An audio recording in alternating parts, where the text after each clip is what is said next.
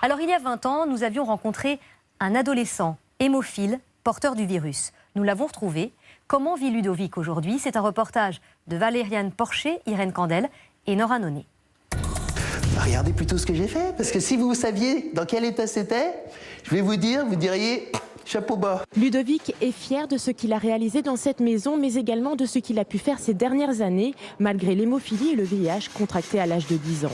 Il ne pensait pas atteindre 20 ans, il en a aujourd'hui 37.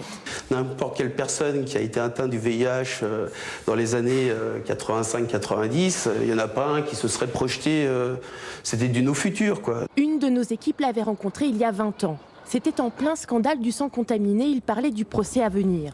Il avait alors 16 ans, un visage poupon mais une vraie détermination. Donner des médicaments mauvais à quelqu'un, vous appelez ça comment? Un empoisonnement. Nous lui avons montré le reportage réalisé à l'époque. Putain, je pense toujours la même chose, ça c'est sûr.